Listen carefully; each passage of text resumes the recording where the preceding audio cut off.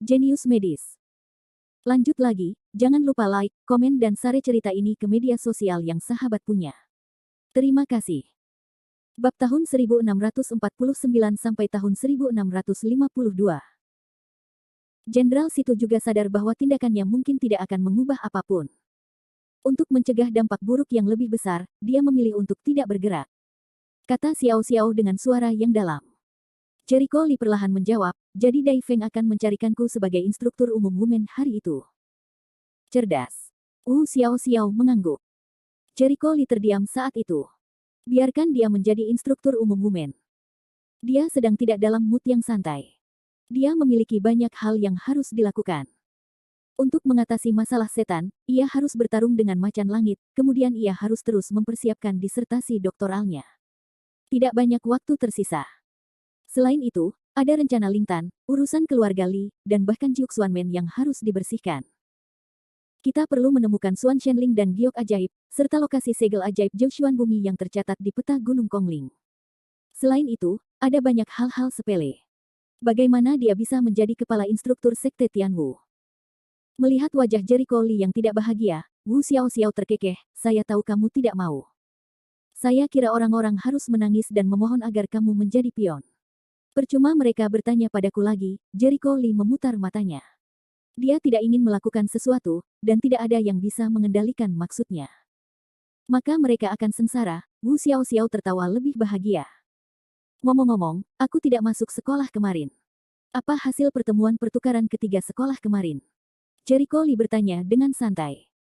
Sebagai dosen Universitas Mordor, ia tetap perlu menanyakan aspek tersebut, agar tidak ditanya kemudian dan dikatakan tidak bertanggung jawab. Wu Sui berpikir sejenak dan menjawab, Universitas Mordor memiliki sedikit keunggulan. Secara umum, universitas ini telah memenangkan 2 sekolah lainnya. Tapi itu juga normal. Kekuatan keseluruhan Universitas Mordu sedikit lebih kuat daripada Universitas Jiaoling dan Yundian Universitas. Menang. Itu bagus, Jericho Lee merasa lega. Jika dia menang, dia tidak akan diselidiki sebagai bos sekolah.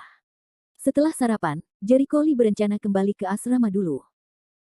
Berjalan di jalan menuju asrama, dia tiba-tiba melangkah, dengan lengkungan penuh arti di sudut mulutnya, lalu berbalik ke arah pengasingan. Ketika dia sampai di sudut di mana tidak ada orang di sekitarnya, dia berteriak dengan suara dingin, setelah sekian lama bersamaku, bukankah kamu akan keluar? Suara mendesing. Begitu suara itu turun. Begitu bayangan itu muncul, dia segera menjelaskan, jangan marah. Kami tidak bermaksud mengikutimu, kami hanya mengamatimu. Dengan baik. Jericho Lee mengarahkan alisnya dan melihatnya. Mereka mengenakan pakaian biasa. Mereka tidak jauh lebih tua darinya. Mereka tampak seperti 2 siswa yang lebih tua di sekolah.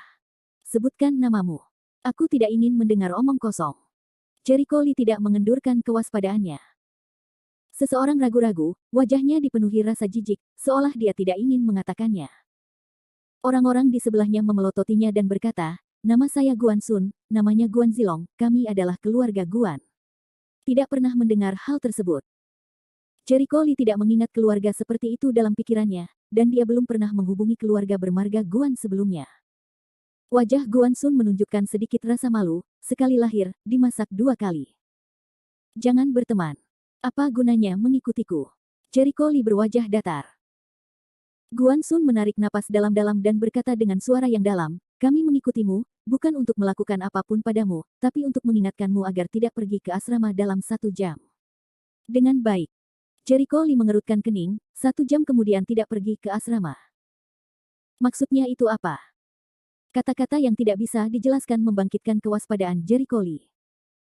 Secara umum, orang normal tidak mengucapkan kata-kata yang tidak masuk akal seperti itu, dan kedua orang ini mengikutinya sepanjang jalan, kurang dari setengah jam.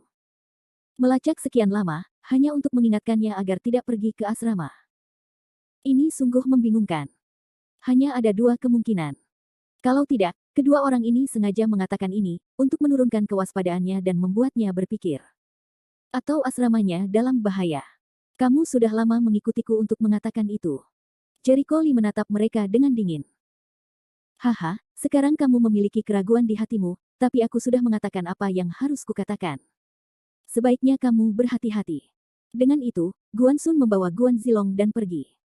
Jericho Lee melihat ke belakang 2 orang yang pergi, dan hatinya semakin aneh. Jika mereka memiliki motif tersembunyi, masuk akal jika mereka memulainya sekarang. Dia dapat melihat bahwa mereka adalah orang-orang bela diri, dan kekuatan mereka tidak lemah. Meskipun mereka tidak sebaik dia, mereka sudah sangat kuat dibandingkan dengan ahli bela diri biasa. Dia sengaja menyamar, menyembunyikan nafasnya sendiri, dari permukaan, dia adalah orang biasa. Oleh karena itu, orang yang memang mempunyai niat jahat hendaknya bersikap nekat. Namun mereka pergi tanpa melakukan apapun.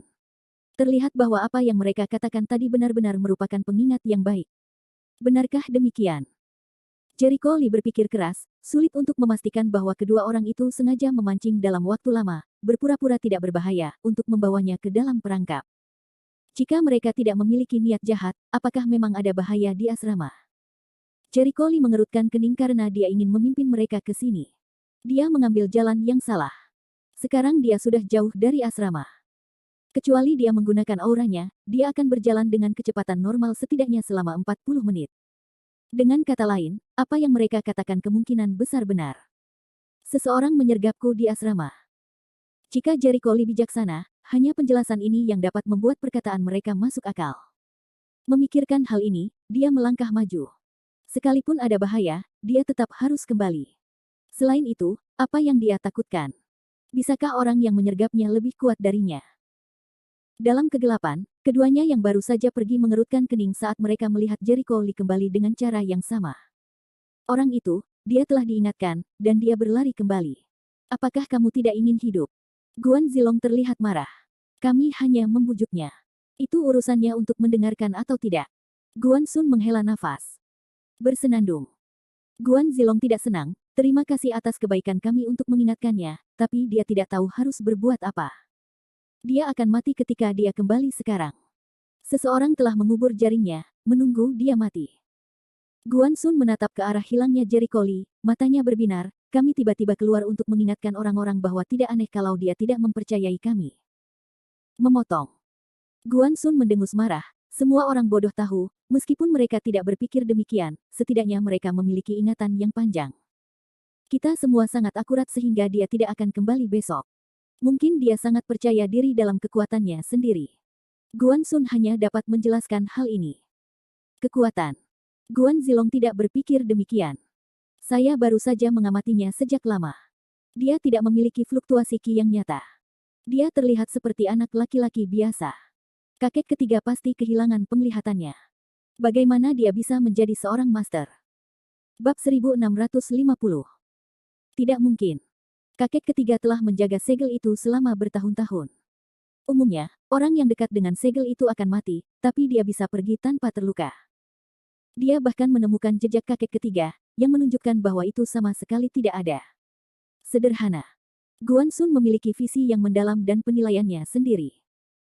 Guan Zilong masih tidak berpikir demikian, atau dia sama sekali tidak bisa menghubungkan Jericho Lee dengan ahlinya. Mungkin kakek ketiga hanya membuat kesalahan di matanya, jadi saya tidak percaya anak itu ahli. Kakek ketiga tidak boleh melakukan kesalahan. Lagi pula, setelah mendengarkan peringatan kami, lelaki itu jelas waspada, tapi dia tetap memilih untuk kembali. Karena tidak memiliki kekuatan yang kuat, dia tidak akan pernah berani mengambil risiko seperti itu. Guan Sun berpikir bahwa Jericho Lee pastilah orang yang pintar, dan orang pintar tidak pernah bertindak gegabah. Kamu menganggap remeh. Guan Zilong masih tidak percaya. Jangan menaikkan standar. Guan Sun memelototinya, apakah kamu tidak mengetahui detailnya? Apa latar belakangnya? Saya hanya seorang guru perguruan tinggi. Saya sedikit lebih muda, kata Guan Zilong. Itu tidak berarti apa-apa. Guan Sun tidak terlalu marah dan berkata, bisakah seorang pemuda biasa datang bekerja sebagai guru di Universitas Mordor? Kamu pikir ini pasar sayur? Mungkin dia kerabatnya. Bagaimana dengan pintu belakang? Guan Zilong membalas. Bahkan jika itu terkait, kamu harus memiliki bakat nyata dan pembelajaran nyata. Guan Sun berkata dengan suara yang dalam, kakek ketiga tidak akan pernah melakukan kesalahan. Kita akan mengetahuinya dengan mengikutinya. Ikuti aku. Tidak takut ketahuan olehnya. Guan Zilong belum tahu bagaimana Jericho Lee menemukan mereka. Jelas bahwa mereka cukup berhati-hati, dan mereka tidak pernah gagal melacak orang lain di masa lalu. Hari ini adalah pertama kalinya. Jika kamu mengetahuinya, itu bukan masalah besar. Yang paling mendesak adalah memastikan apakah dia memiliki kekuatan itu atau tidak. Kali ini, begitu banyak orang dari semua kekuatan besar akan terbunuh jika mereka tidak melakukannya dengan baik. Jika ada terlalu banyak korban dan terlalu banyak masalah, mudah sekali untuk menyebarkan segelnya dan membiarkan orang-orang dengan motif tersembunyi menatapnya. Itu masalah besar. Wajah Guan Sun serius. Keluarga Guan telah menjaga segel ajaib Universitas Mordor selama bertahun-tahun. Terakhir kali segel ajaib diserang, meski hanya membuat lubang kecil, ratusan orang tewas. Mereka sama sekali tidak ingin tragedi itu terulang kembali. Guan Zilong mengerutkan kening. Keluarga Cao terkenal di dunia seni bela diri. Meskipun keluarga Cao sedikit lebih buruk daripada keluarga besar seperti keluarga Gou, anak-anak keluarga Cao mengembangkan segala jenis seni bela diri yang jahat, dan cara mereka kejam. Banyak orang yang pernah mengadakan festival bersama keluarga Cao mengertakkan gigi, tapi tidak melakukan apa-apa. Saya tidak yakin, Guan Sun menggelengkan kepalanya. Jika dia mati di tangan keluarga Cao, itu akan membuktikan bahwa penilaian kakek ketiga itu salah. Sebaliknya, jika Cao Jiarong hilang di tangannya, itu bisa membuktikan bahwa kekuatannya jauh melebihi dua rentang prediksi kita. Sudut mulut naga bergerak-gerak, jauh melampaui prediksi mereka. Meski hanya kekuatan periode pembukaan, mereka mampu bersaing dengan kekuatan bertarung periode pembukaan lembah dengan mengandalkan skill rahasia yang diturunkan oleh keluarga Guan. Guan Zilong tidak percaya Jericho Lee lebih baik dari dirinya. Segera, mereka mengikuti arahan Jericho Lee dengan tenang. Di sini, Jericho Lee berjalan kembali. Dia tidak memilih untuk menggunakan auranya. Sebaliknya, dia berjalan sembarangan, memikirkan apa yang mungkin terjadi. Meski baru beberapa hari tinggal di asrama, ia sudah memahami situasi di dalamnya. Dengan mata terpejam, pemandangan di asrama bahkan bisa terlintas dalam pikiran sepenuhnya. Tidak banyak tempat untuk bersembunyi di asrama pekerja sekolah. Dia telah menyimpulkan kemungkinan penyergapan musuh dalam pikirannya. Lebih dari 50 menit kemudian, dia berdiri di lantai bawah di asrama pekerja sekolah, dengan pandangan keluar dari sudut, melihat sekeliling tanpa jejak, menjaga tingkat kewaspadaan yang tinggi. Saat ini, tidak ada seorang pun di asrama. Itu sangat sepi. Namun, dengan persepsi dan wawasannya yang tajam, Jericho Lee masih menyadari ada sesuatu yang aneh. Dia dengan jelas menyadari, ada penyergapan. Meskipun halus, dia menemukan sedikit bahaya di arah jam 2. Ini adalah penyamaran yang bagus, tapi masih terbuka. Ada lebih dari satu. Jericho Lee segera menyadari nafas aneh lainnya. Bocah itu akhirnya muncul. Dia sudah lama bersembunyi. Kupikir dia tidak akan kembali. Mata orang-orang yang menyergap dalam kegelapan berkedip-kedip dan cahaya dingin terasa dingin. Nak, ini waktunya kamu mati. Jericho Lee samar-samar merasakan jejak roh pembunuh, dan hatinya sangat menakjubkan. Suara mendesing. Saat Jericho Lee menoleh ke pintu masuk gedung asrama. Kecepatan panah beracun sangat cepat. Bilahnya diolesi racun. Itu juga sejenis racun khusus untuk seni bela diri. Bahkan jika penguasa tingkat surga diracuni, dia akan mati. Jenis racun ini sebanding dengan 7 laba-laba kejahatan. Namun, pada saat panah beracun hendak mengenai punggung Jericho Lee, kaki laba-laba hitam langsung menerbangkan panah beracun tersebut, berbalik arah dan memukulnya kembali. Patah. Anak panah beracun itu dipaku ke pohon tidak jauh dari situ. Kedua pria dalam kegelapan itu tersentak, bagaimana mungkin? Serangan diam-diam mereka gagal mengenai sasaran, dan mereka dipukul mundur. Bayangan apa itu? Yang satu merasa bingung dan ketakutan. Tadi kecepatannya sangat cepat. Mereka melihat aliran benda hitam keluar dari punggung Jericho Lee. Kemudian mereka dengan cepat menghilang dan panah beracun itu dihantam kembali. Bayangan hitam secara alami adalah laba-laba dari 7 kejahatan. Untuk racun yang tidak berani ditularkan oleh orang biasa, tidak masalah jika laba-laba tertular. Itu adalah makhluk yang sangat beracun. Sialan. Ada yang salah dengan informasinya, Kurin. Salah mengadu domba kita. Hati seseorang memarahi dengan marah, ada yang tidak sabar dan korup. Awalnya, kecerdasan Kulin mengatakan bahwa kekuatan Jericho Lee setengah dari kekuatan Ku Wenzu, tapi sekarang, kekuatan Jericho Lee jauh lebih kuat daripada Ku Wenzu. Jangan sembunyikan dirimu, lakukanlah. Yang lain benar. Saat ini, mereka memberikan perintah rahasia, dan tak lama kemudian beberapa bayangan gelap muncul dari kecil pohon. Wash. Bayangan itu begitu cepat sehingga mengelilingi Jericho Lee. Jericho Lee beberapa saat, memandangi bayangan itu, ujung alisnya terangkat, boneka organ. Dia tidak pernah mengira bahwa dia adalah boneka organ. Yang disebut boneka organ adalah sejenis teknik organ. Pada awalnya, Jericho Lee telah melihat keterampilan mekanisme di antara peninggalan kuno, sedangkan Zhuojian lebih mahir di dalamnya. Keterampilan mekanisme tidak hanya mencakup susunan gelap dan susunan pembunuh, tetapi juga menciptakan beberapa mesin misterius. Misalnya, boneka berbentuk binatang di depan kita ini adalah mesin yang sudah jadi. Bab 1651. Pencapaian keterampilan mekanisme yang paling mendalam seharusnya dimiliki oleh aliran Mohis kuno. Namun Mohisme sudah lama tidak ada, dan sebagian besar keterampilan mekanismenya telah hilang. Sebagian besar keterampilan mekanisme saat ini dikembangkan oleh generasi berikutnya, atau mewarisi sebagian kecil keterampilan mekanisme Mohis untuk perbaikan. Namun bagaimanapun juga, kekuatan mekanismenya tidak bisa dianggap remeh. Boneka yang dibuat dengan teknik mekanisme tidak hanya dapat menyusun susunan pembunuhan yang dikombinasikan dengan susunan tersebut, tetapi juga tidak memiliki rasa sakit. Mereka dapat dimanipulasi oleh orang-orang sesuka hati dan dimasukkan ke dalam rangkaian pembunuhan, baik kematian atau cedera. Zhuojian mengatakan bahwa wayang organ merupakan teknik organ yang paling rumit, terbagi menjadi wayang manusia dan wayang hewan. Boneka manusia adalah yang paling sulit dibuat, tetapi juga paling kuat. Kekuatan wayang dapat dibedakan menurut warnanya. Yang paling umum adalah boneka kayu berwarna coklat kekuningan, yang hanya bisa bersaing dengan pembuat pondasi.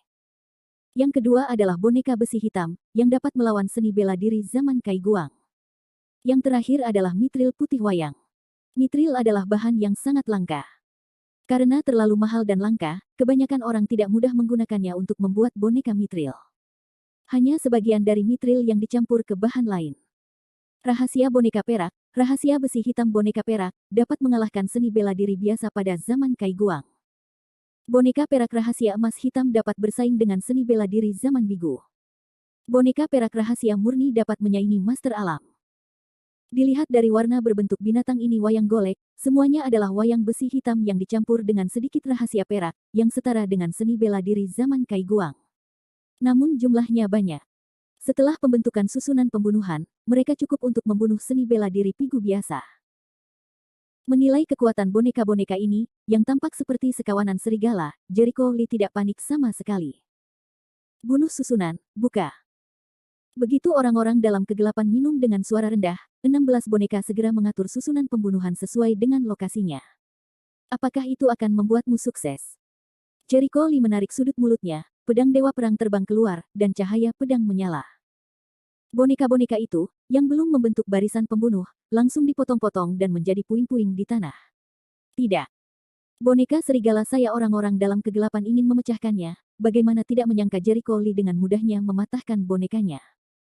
Kekuatannya jauh lebih kuat dari kecerdasan. Kita tidak bisa berlama-lama di sini. Lari.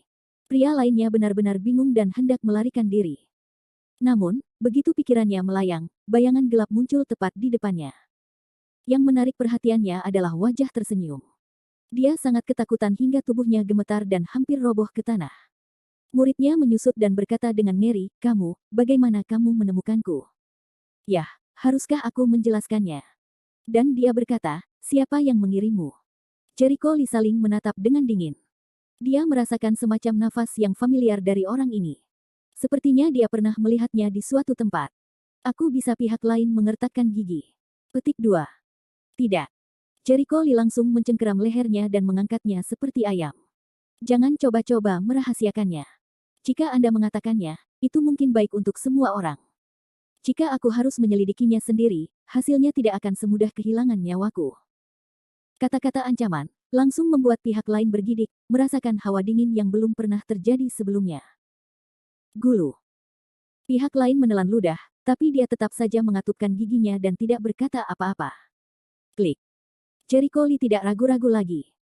Dia berusaha dengan pergelangan tangannya, dan pihak lain bahkan tidak mengeluarkan tangisan yang mengerikan. Dia kehabisan napas saat itu juga. Wash.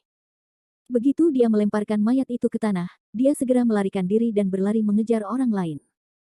Pada saat dia mulai, orang lain telah melarikan diri, tetapi bagaimana kecepatan orang lain itu dibandingkan dengan dia? Dalam waktu kurang dari 2 menit, Jericho Lee menangkap pria itu dan berkata, "Pengakuan yang jujur, siapa yang akan mendayungmu?" Pria itu masih mengatupkan giginya dan tidak berkata apa-apa. "Jika kamu tidak ingin mengatakannya, pergilah ke mati," ucap Jericho Lee yang terlalu malas untuk berbicara omong kosong. Dengan sekali klik di punggung tangannya, dia langsung mengakhiri nyawa pria tersebut. Kembali dan sentuh saku tubuh lainnya, atau tidak sama sekali. Benar-benar hati-hati. Saya tidak meninggalkan benda mencurigakan apapun, Jericho Lee mengerutkan kening, lalu berbalik untuk melihat ke arah tertentu. Setelah melihatnya sekian lama, haruskah aku keluar dan menjelaskannya? Kali ini, Guan Sun dan Guan Zilong keluar dengan ekspresi kaget.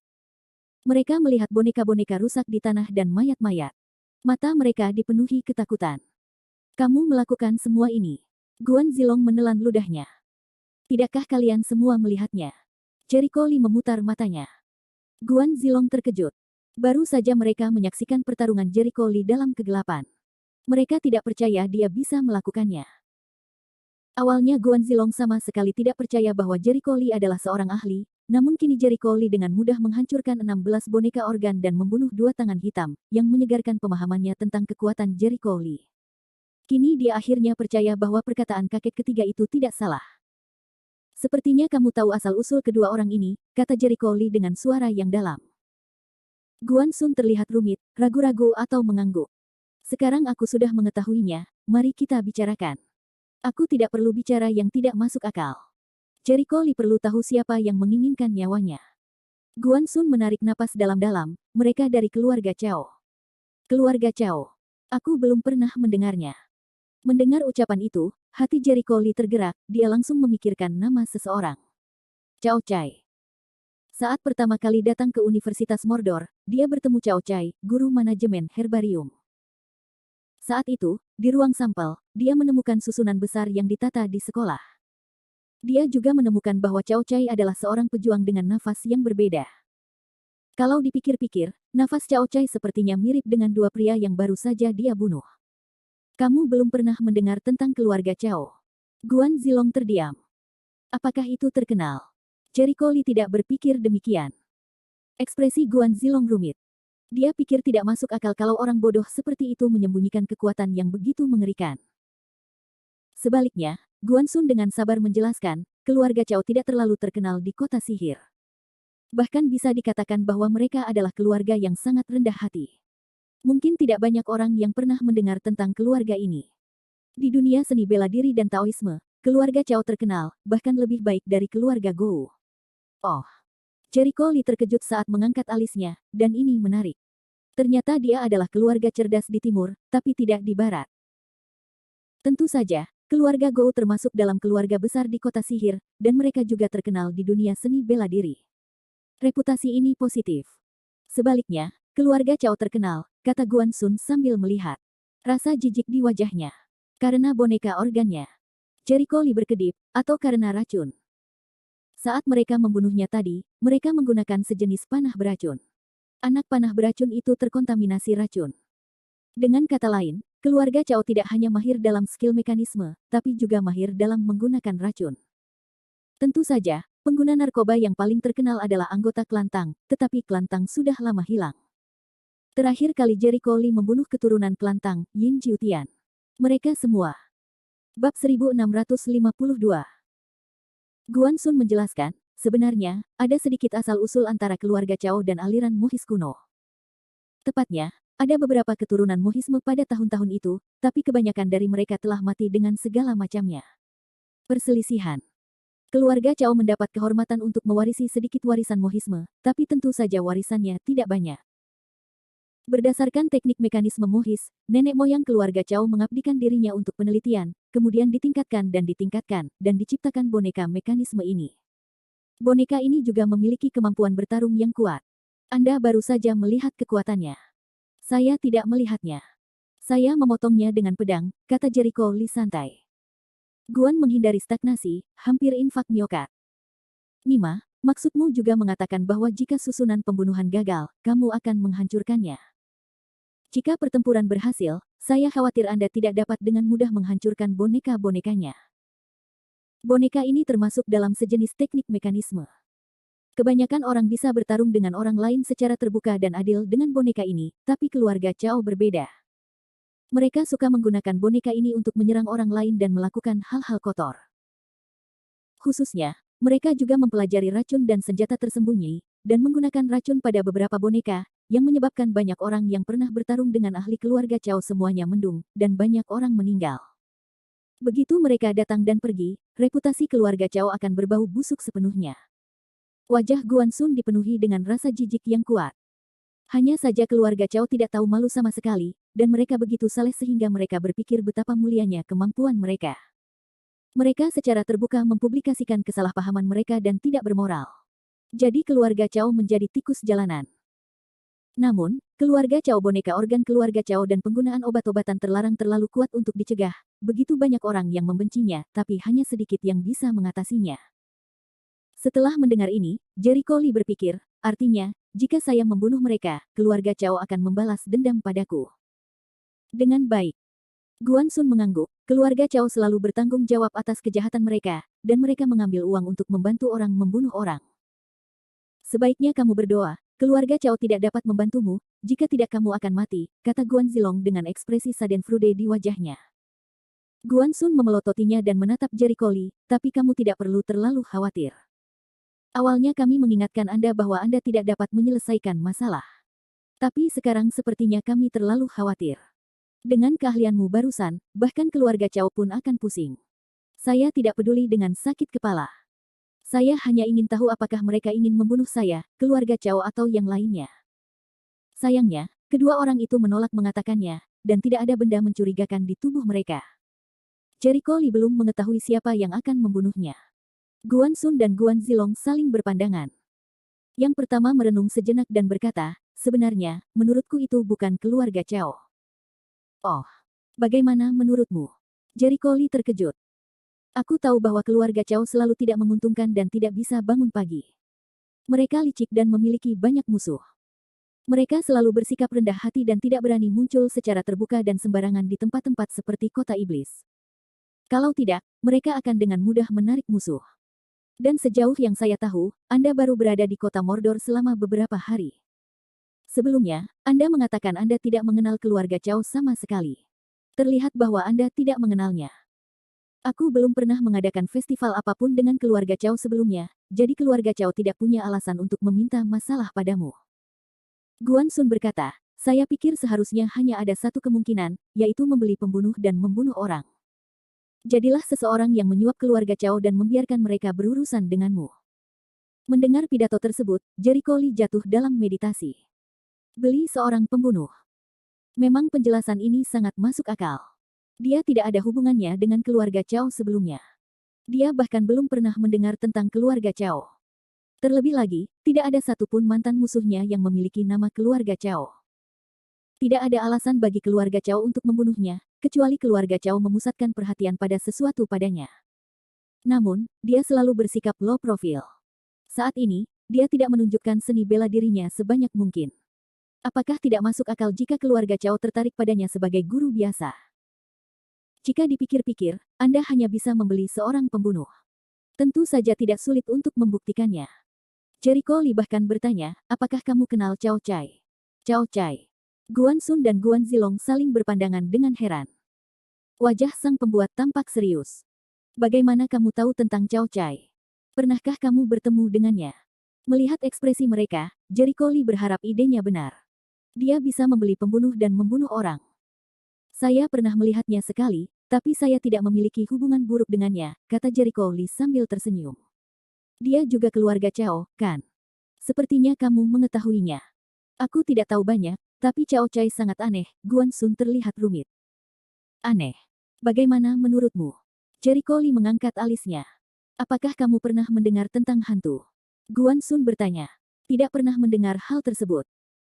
Guan Xun tertegun dan berkata tanpa daya, saya tidak tahu harus berkata apa. Jika orang lain, dia mungkin tidak menjelaskannya kepada Anda. Begini saja. Bai Gixing adalah susunan yang sangat aneh.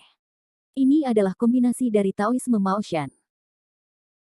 Namun berbeda dengan teknik Maoshan pada umumnya, Bai Gixing adalah sejenis susunan yang dapat menarik hal-hal jahat. Setelah susunan tersebut dimulai, ia dapat mengumpulkan banyak kebencian, dan bahkan membiarkan beberapa setan jahat datang ke tubuhnya sendiri, memainkan peran yang sangat besar.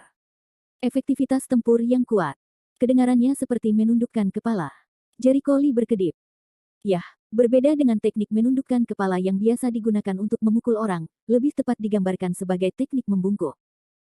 Awalnya, metode jahat dan licik semacam ini selalu dibenci oleh seni bela diri yang benar, dan itu tidak mungkin bagi semua orang untuk mempelajarinya. Namun, keluarga Cao berbeda. Keluarga Cao tidak memiliki apa yang disebut konsep benar dan salah. Mereka dapat melakukan apa saja untuk mencapai tujuan mereka. 100 garis hantu ini termasuk dalam jenis sihir yang mereka pelajari. Ada banyak orang di keluarga Cao, tapi hanya sedikit dari mereka yang menguasainya. Cao Cai adalah salah satu dari mereka, dan yang paling kuat. Kata-kata Guan Sun luar biasa.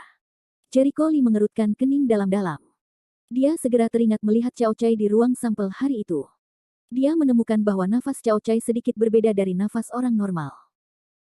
Ini tidak seperti para biarawan jahat dan jahat pada umumnya. Setelah lama bersentuhan dengan seni jahat, mereka akan menjadi kuyu dan terlihat seperti manusia dan hantu. Apakah hantu tidak akan mempengaruhi penampilan dan pikiran manusia?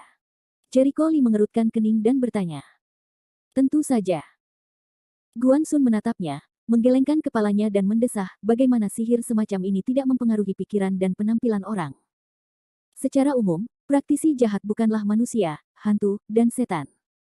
Meski tidak terlalu serius, tapi dari segi penampilan, itu tidak normal. Inilah alasan mengapa saya mengatakan bahwa Cao Cai itu spesial. Dia adalah seorang praktisi jahat, dan dia telah mempelajari hantu sejak lama, namun dia tidak terpengaruh sama sekali. Dari penampilannya, dia tidak berbeda dengan orang normal.